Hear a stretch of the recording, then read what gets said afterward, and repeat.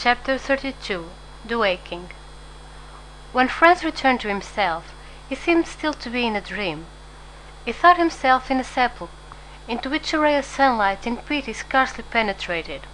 He stretched forth his hand and touched stone. He rose to his seat, and found himself lying on his burnous in a bed of dry ether, very soft and odoriferous. The vision had fled, and as if the statues had been but shadows from the tomb, they had vanished at his waking. He advanced several paces towards the point whence the light came, and to all the excitement of his dream succeeded the calmness of reality. He found that he was in a grotto, went towards the opening, and through a kind of faint light saw a blue sea and an azure sky. The air and water were shining in the beams of the morning sun.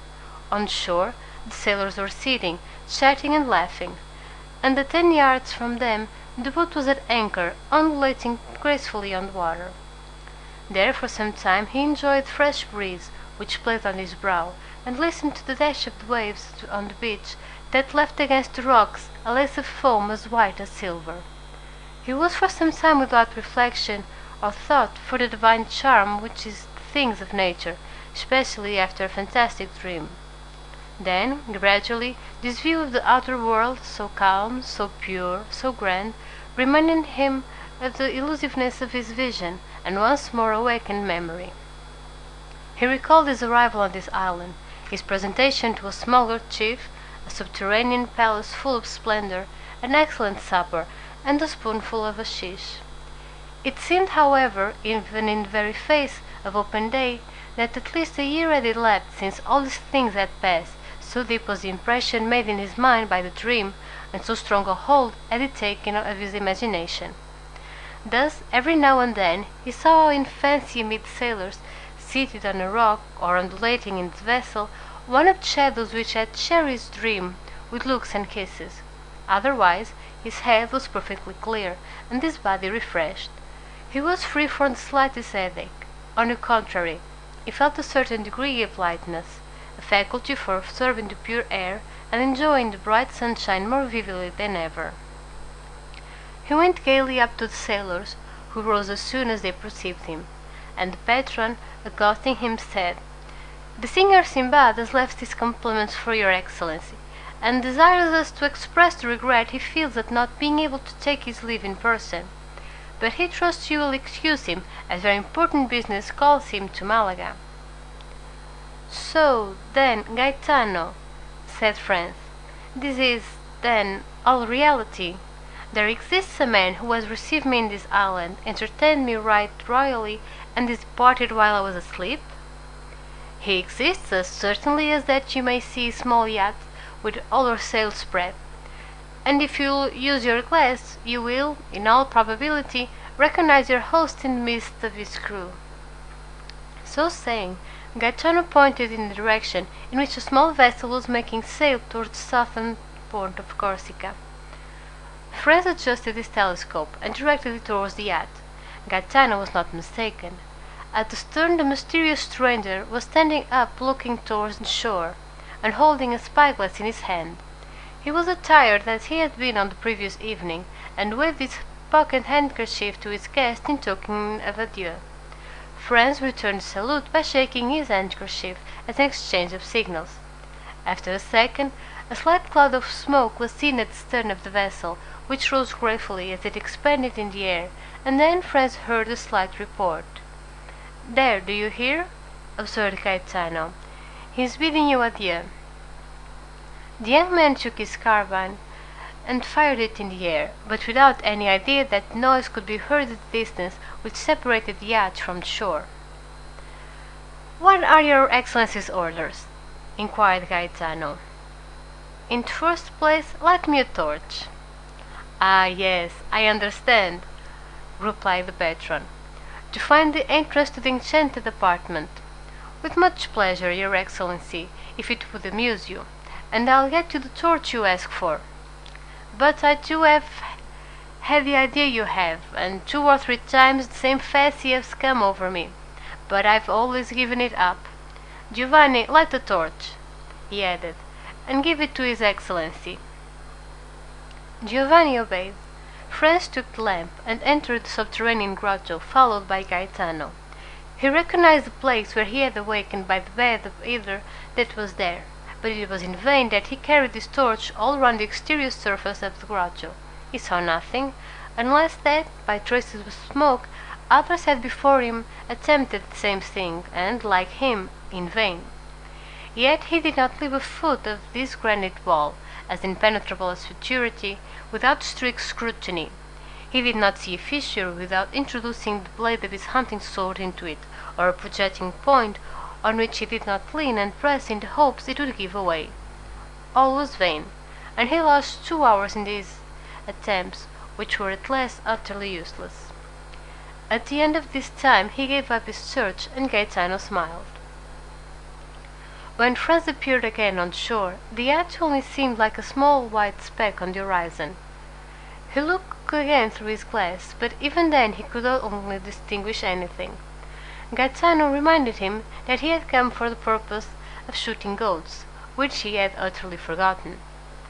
He took his fowling piece and began to hunt over the island with the air of a man who is fulfilling a duty rather than enjoying a pleasure, and at the end of a quarter of an hour he had killed a goat and 2 kids. These animals, though wild and agile as chamois, were too much like domestic goats, and Franz could not consider them a game. Moreover, other ideas, much more enthralling, occupied his mind. Since the evening before, he had really been the hero of one of the tales of the 1001 Nights, and he was irresistibly attracted towards the grotto. Then, in spite of the failure of his first search, he began a second, and having told Gaetano to roast one of the 2 kids. The second visit was a long one, and when he returned the kid was roasted and the repast ready. Franz was sitting on the spot where he was on the previous evening when his mysterious host had invited him to supper, and he saw the little yacht, now like a seagull on the wave, continuing her flight towards Corsica. "Why," he remarked to Gaetano, "you told me that Signor Sinbad was going to Malaga, while it seems he is in the direction of Porto Vecchio."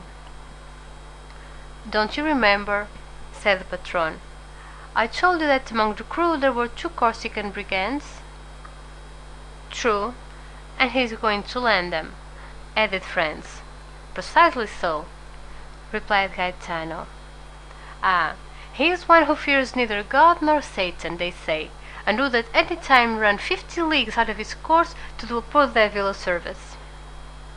"But such services as these might involve him with the authorities of the country in which he practiced this kind of philanthropy," said Franz.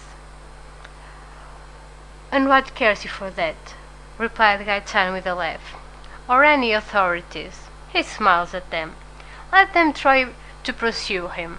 Why, in the first place, his yacht is not a ship but a bird, and he would beat any frigate 3 knots in every 9. And if he were to throw himself on the coast, why, is he not certain of finding friends everywhere?" It was perfectly clear that Signor Sinbad, Franz's host, had the honor of being on excellent terms with smugglers and bandits along the whole coast of the Mediterranean, and so enjoyed exceptional privileges. As to Franz, he had no longer any inducement to remain in Monte Cristo.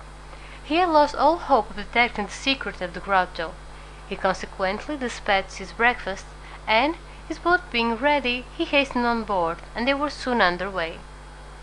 At the moment the boat began her course they lost sight of the yacht, as it disappeared in the Gulf of Porto Vecchio. With it was effaced the last trace of the preceding night, and then supper, Sinbad, hashish, statues, all became a dream for Franz. The boat sailed all day and all night, and next morning, when sun rose, they had lost sight of Monte Cristo.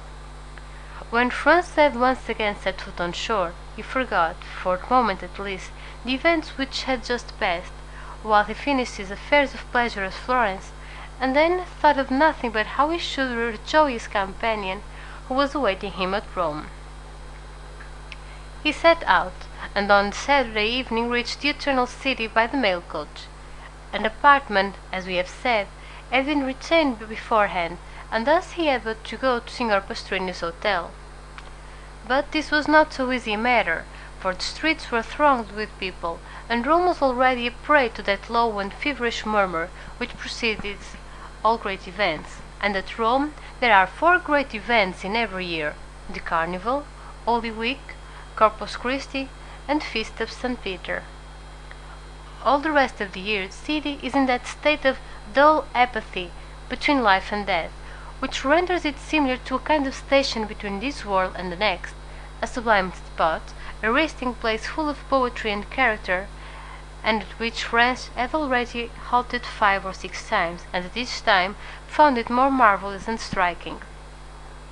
At last he made his way through the mob, which was continually increasing and getting more and more turbulent, and reached the hotel. On his first inquiry he was told, with the impertinence peculiar to hired hackney coachmen and innkeepers with their houses full, that there was no room for him at the Hotel de Londres. Then he sent his card to Signor Pastrini, and asked for Albert de Morcerf.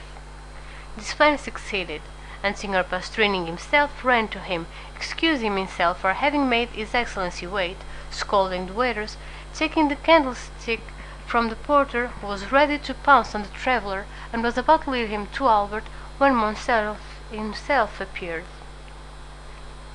The apartment consisted of 2 small rooms and a parlour. The 2 rooms looked onto the street, a fact which Signor Pastrini commented upon as an inappreciable advantage. The rest of the floor was hired by a very rich gentleman, who was supposed to be a Sicilian or Maltese, but the host was unable to decide to which of the 2 nations the traveller belonged.